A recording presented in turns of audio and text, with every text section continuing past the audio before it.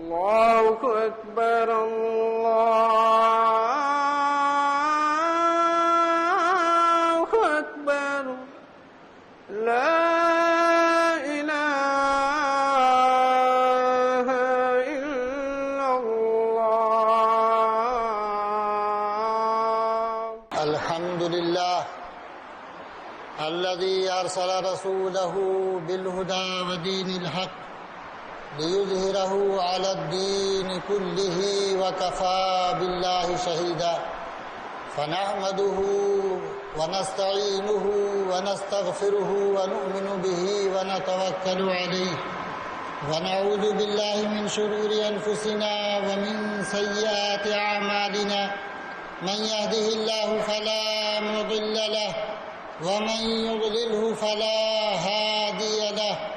ونشهد أن لا إله إلا الله وحده لا شريك له ونشهد أن سيدنا ونبينا محمد بن عبد الله الذي أرسل للناس هدى الذي أرسل رحمة للعالمين بشيرا ونذيرا. وأشهد أن لا إله إلا الله وحده لا شريك له وأشهد أن محمدا عبده ورسوله. أما بعد فأعوذ بالله من الشيطان الرجيم. بسم الله الرحمن الرحيم.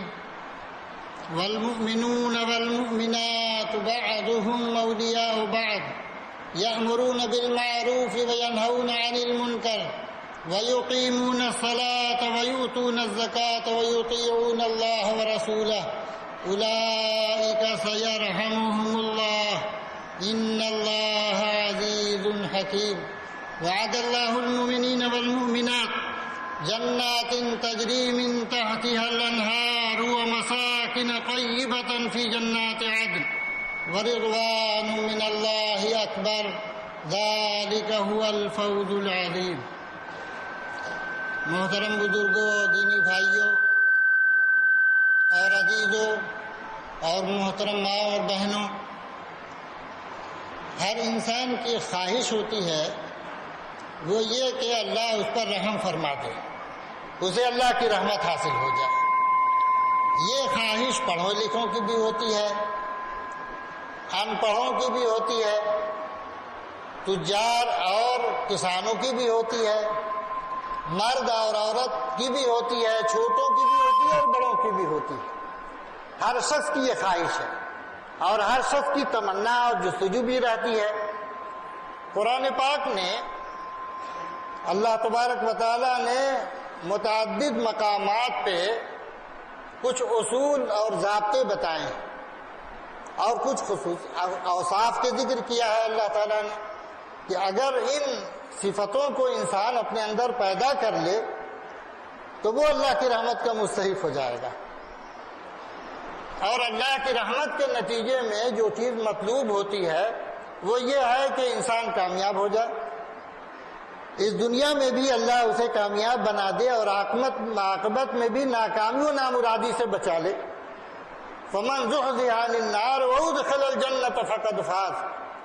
جو شخص آخرت میں جہنم سے بچا لیا جائے اور جنت میں داخلے کا اس کے لیے فرمان جاری ہو جائے وہی کامیاب ہوگا.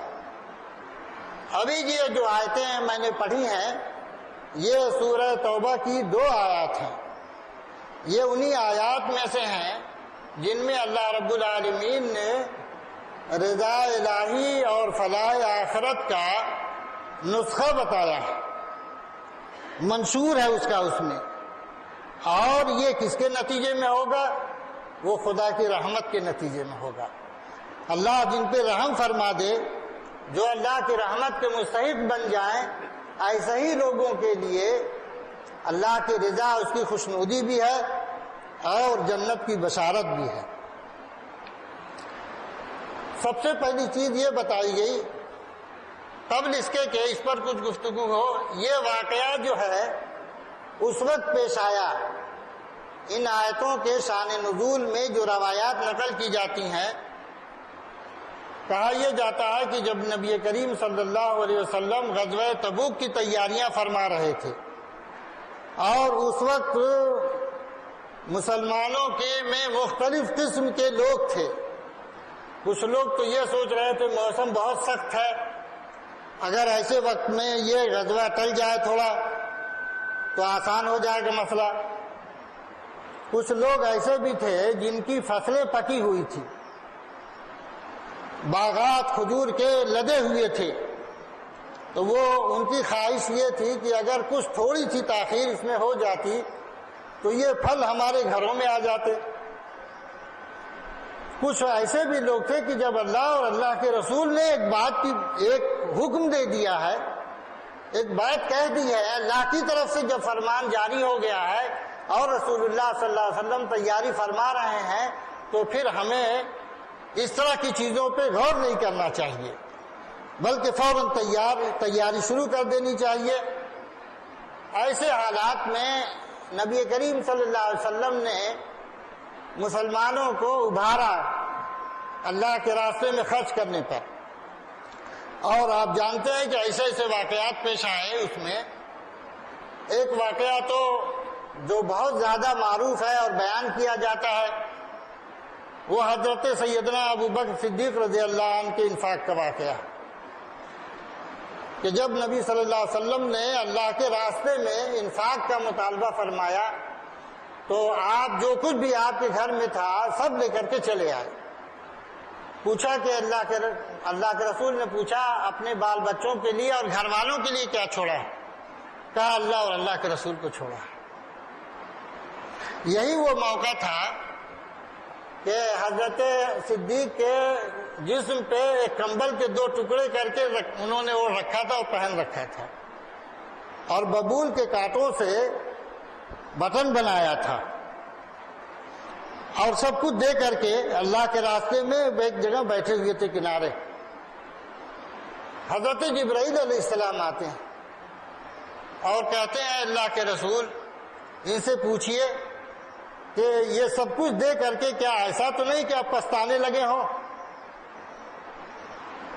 تو حضرت صدیق سے نبی صلی اللہ علیہ وسلم نے پوچھا کہ ابو بکر دیکھو جبرائیل آئے ہیں اور یہ سوال کر رہے ہیں.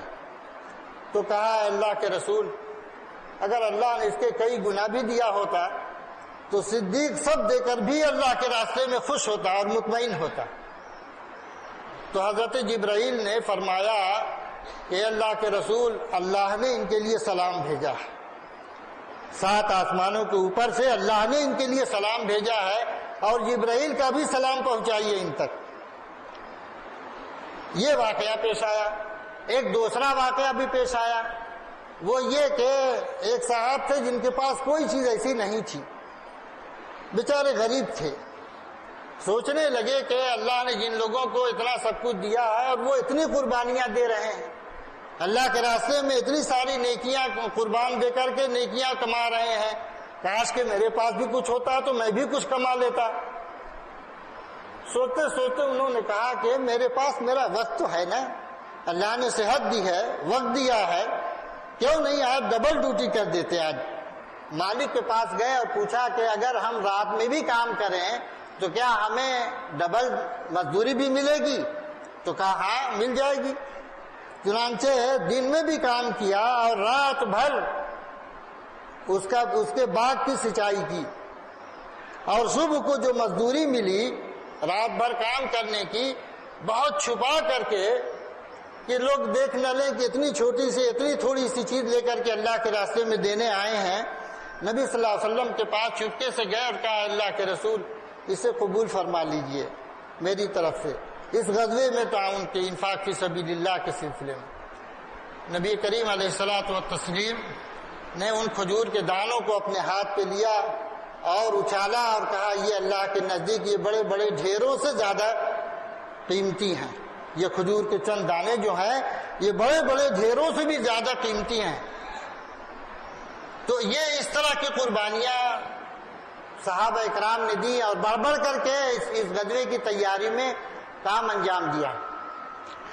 یہ آیات جو ہیں یہ 2 آیتیں بالکل اس موضوع کی آخری آیات ہیں، اور دوسرے اس میں یوں سمجھ لیجئے کہ اس سے کے بعد جو تقریر آ رہی ہے یہ اس کی تمہید بھی ہے. یعنی انہی دو، یہ ایسی جگہ پہ دونوں آیتیں رکھی گئی ہیں جو ایک موضوع کا اختتام ہے اور دوسرے موضوع کا آغاز ہے، تو اختتام اور آغاز دونوں کا کام یہ آیتیں دے رہی ہیں۔ اب اس میں سب سے پہلی بات کیا کہی گئی؟ والمؤمنون والمؤمنات، وہ سچے ایمان لانے والے مرد اور سچے ایمان لانے والی عورتیں۔ المؤمنون کہا یعنی وہ ایمان جو زندہ ہو، وہ ایمان جو کچھ اپنی منوانے پر اسے آمادہ کر سکے، وہ ایمان جو زندگی کے اثرات میں، زندگی کے معاملات میں، زندگی کے تصورات میں ظاہر بھی ہوتا ہو، ایسا ایمان مطلوب ہے۔ چنانچہ ایک جگہ یہ فرمایا انما المؤمنون اخوہ، جب سچے مومن ہوں گے تو ان کے اندر بھائی چارگی بھی پیدا ہوگی، محبت آئے گی۔ جب سچا مومن ہوگا فرمایا تو اس کے اندر شک اور ریب کی کیفیت نہیں پیدا ہوگی۔ کہا انما المؤمنون الذین آمنوا باللہ ورسولہ ثم لم یرتابوا وجاہدوا باموالہم وانفسہم فی سبیل اللہ اولئک الذین صدقوا، یہی وہ لوگ ہیں جو اپنے ایمان میں سچے ہیں۔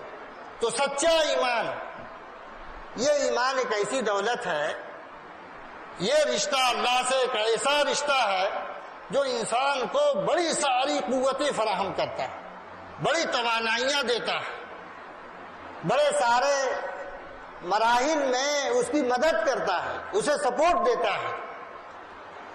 چنانچہ فرمایا ایک جگہ نبی صلی اللہ علیہ وسلم نے فرمایا کہ اس شخص کے ایمان کی گواہی دو جسے مسجد سے آتے جاتے دیکھو، مسجد کی طرف آتے جاتے جسے دیکھو، اس کے ایمان کی گواہی دو کہ اس کا ایمان زندہ ہے۔ ایمان تو ہے لیکن بیمار ہو سکتا ہے، ایمان ہے لیکن مردہ ہو سکتا ہے، کمزور ہو سکتا ہے۔ تو یہ فرمایا کہ سب سے پہلی چیز یہ ہے کہ والمؤمنون، ایسے لوگ جو اللہ کے مطلوبہ مومن ہوں۔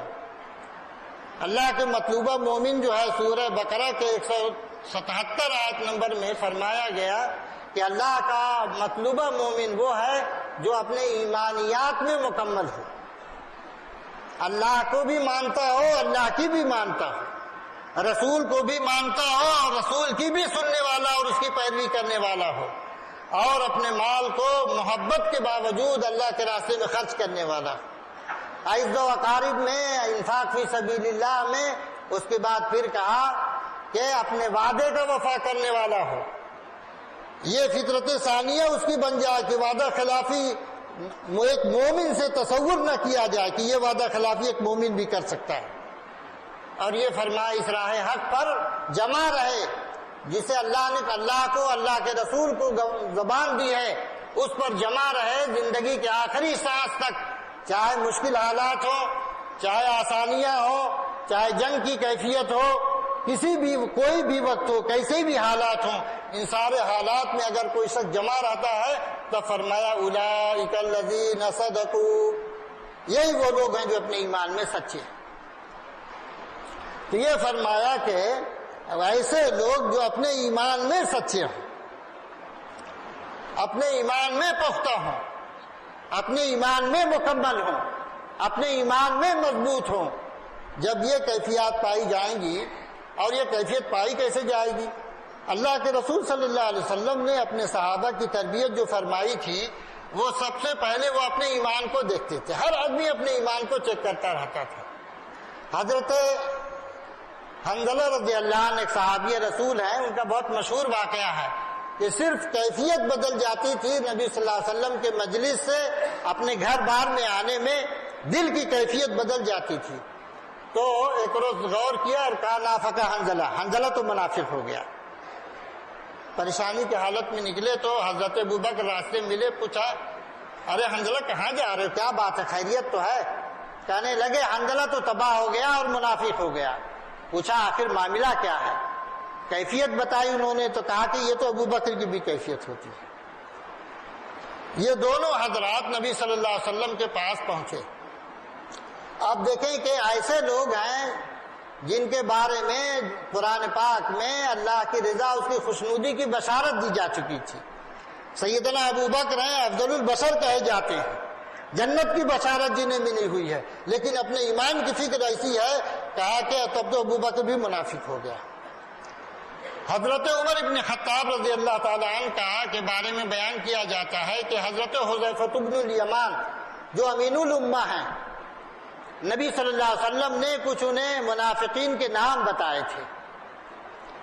بار بار یہ پوچھتے تھے حضرت عمر ان سے کہ میرا نام تو نہیں اللہ کے رسول نے بتایا ان منافقین میں۔ ایک روز کہنے لگے قسم ہے خدا کی جس کے قبضے میں میری جان ہے، اب آج کے بعد مت پوچھنا اس سوال کو، اور کہا الحمدللہ تمہارا نام اللہ کے رسول نے نہیں بتایا۔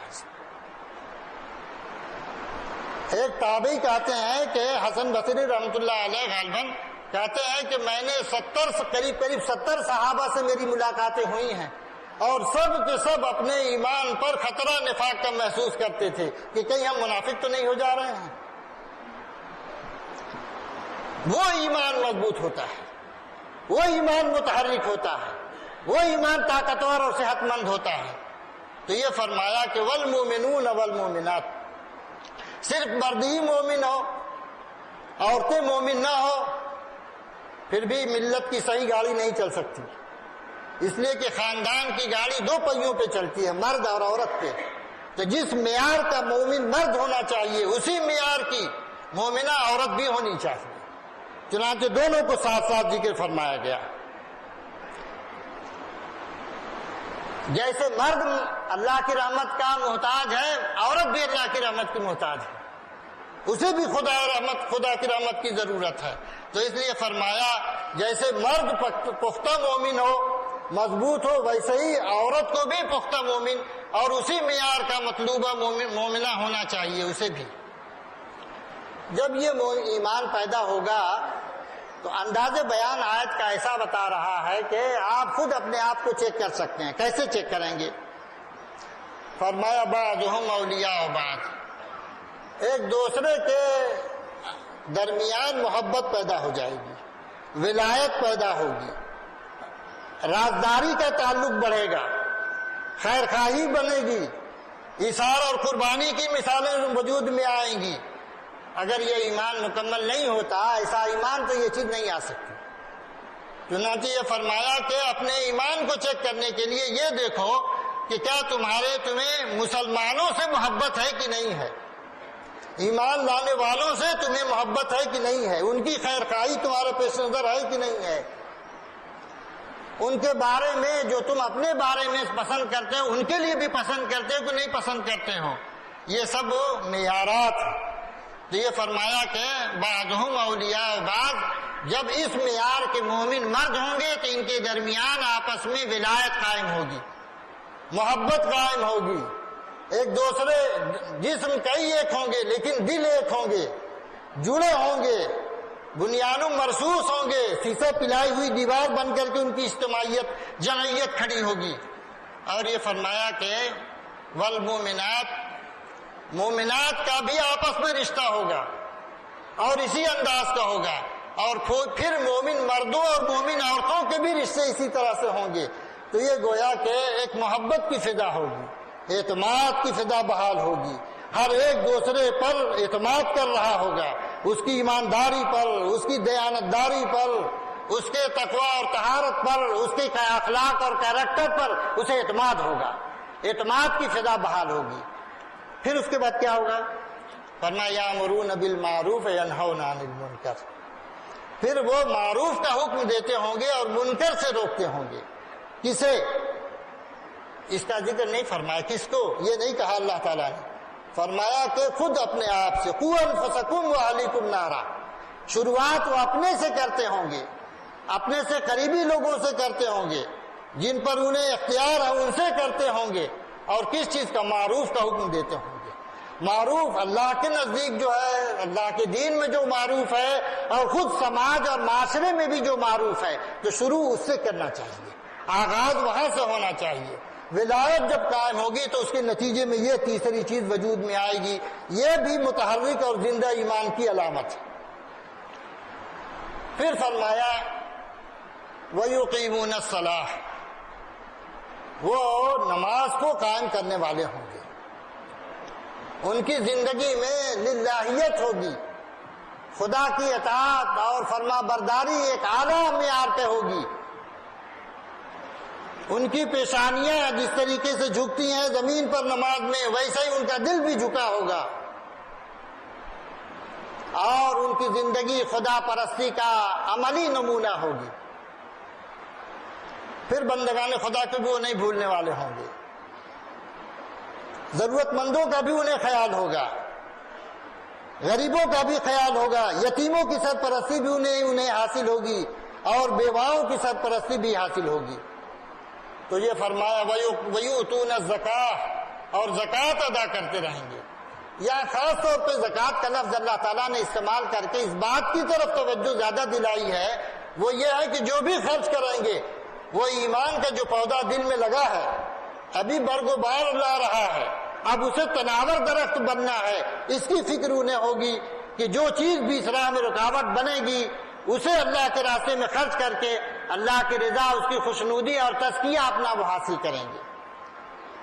وَيُطِيعُونَ اللَّهَ وَرَسُولَهُ، اور اپنی پوری زندگی میں خوش دلی کے ساتھ اللہ اور اس کے رسول کی باتوں کو مانیں گے، سنیں گے اور مانیں گے اور اس پر عمل کریں گے۔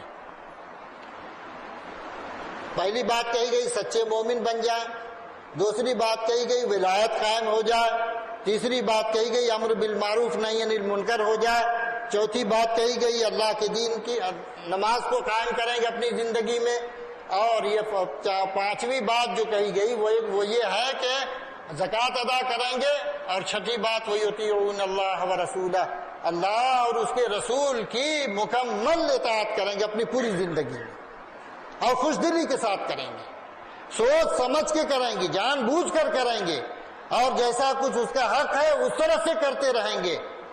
پھر بشارت آسمان سے سنائی دیتی ہے، فرمایا اولئک سیرحمہم اللہ، یہی وہ لوگ ہیں، یہی وہ مرد ہیں مومن، اور یہی وہ مومن عورتیں ہیں جن پر اللہ ضرور رحم فرمائے گا۔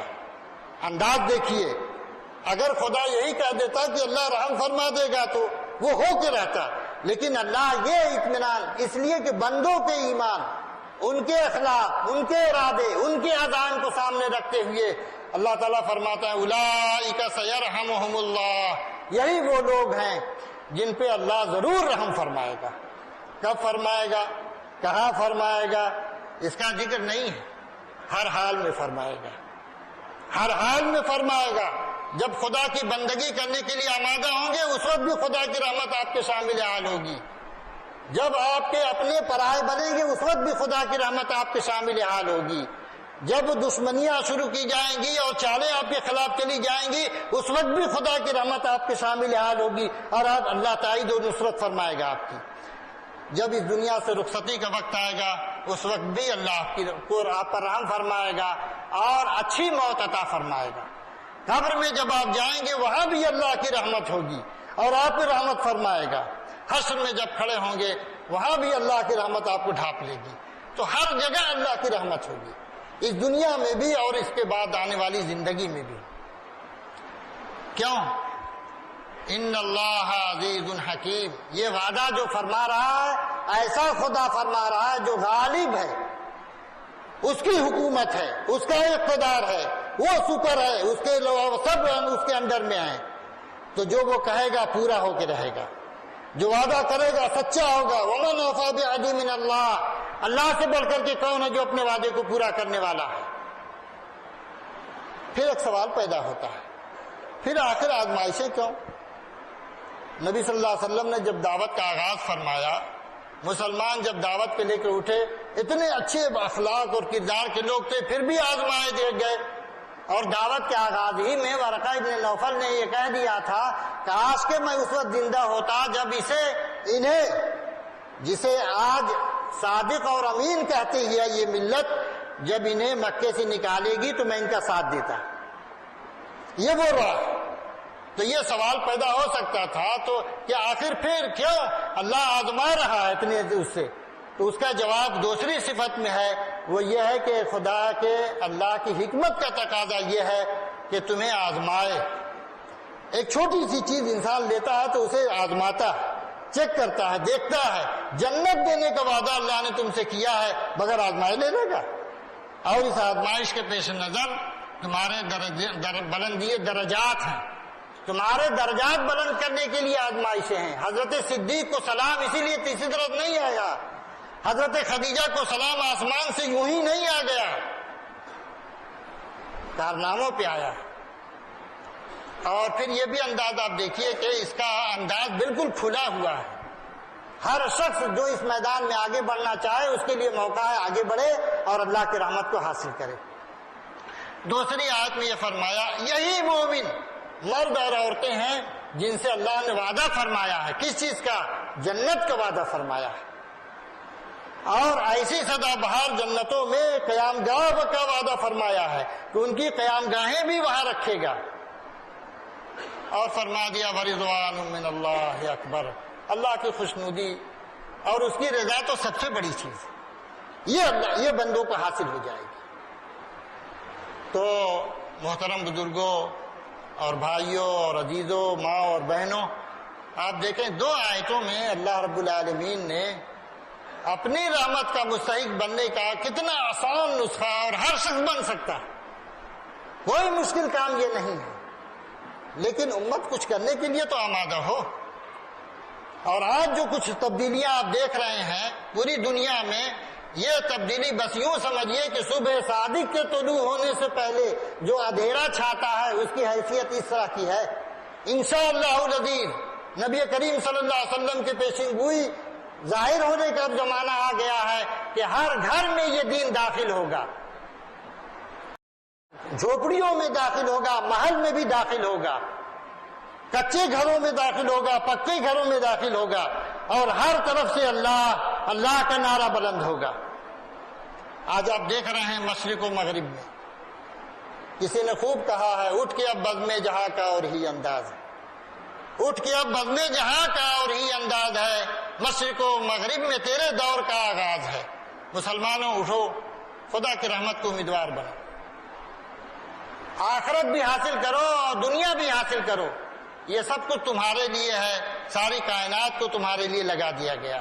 لیکن خود اٹھو, تم اپنے مقام کو پیدا کرو اور اپنی تقدیر کو بدلو. اس لیے کہ خدا اس وقت تک کسی قوم کی حالت کو نہیں بدلتا جب تک کہ خود وہ اپنے حالات کو نہ بدلنے کے لیے آمادہ اور تیار.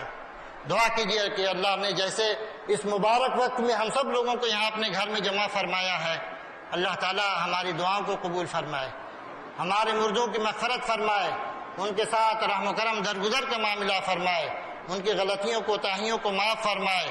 اللہ تعالیٰ مسلمانوں کو اپنی ذمہ داریاں سمجھنے کی توفیق عطا فرمائے اور ہم سب کی توفیق میں اضافہ فرمائے. اللہ نے جب سے اس دنیا میں ہمیں رکھا, اللہ تعالیٰ ایمان اور اسلام پہ باقی رکھے اور اسی پہ خاتمہ فرمائے. نبی کریم صلی اللہ علیہ وسلم ایک دعا فرمایا کرتے تھے, اللہم بارک لنا فی رجب و شعبان وبلغنا رمضان. اب ہم لوگ رجب کے مہینے میں داخل ہو چکے ہیں, اس دعا کا بھی اہتمام کرنا چاہیے کہ اے اللہ رجب اور شعبان کے مہینوں میں ہمارے لیے برکت فرما دے اور رمضان تک ہمیں پہنچا دے. بارک اللہ لنا ولکم فی القرآن العظیم ونفعنی وإیاکم بالآیات والذکر الحکیم انہ تعالی جواد کریم ملک بر رؤوف رحیم.